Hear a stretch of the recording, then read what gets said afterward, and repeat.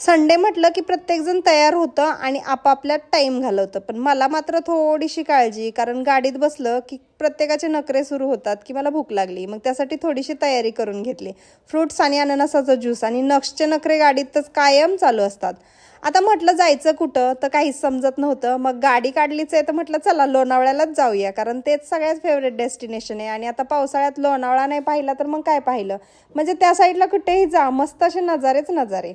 छान नजारे बघत बघत धबधबे, पाऊस पाऊस थांबायचा यायचा आणि एवढी छान ग्रीनरी, हे पाहून तर मन छान तृप्त झालं. पण आता पुढं गेलं की म्हणजे लोणावळा जवळ आला की आता काय करायचं सुचत नव्हतं. म्हणून पहिल्यांदा मॅप्रो गार्डनला गेलं. म्हटलं इथंच समजेल की गर्दी किती आहे.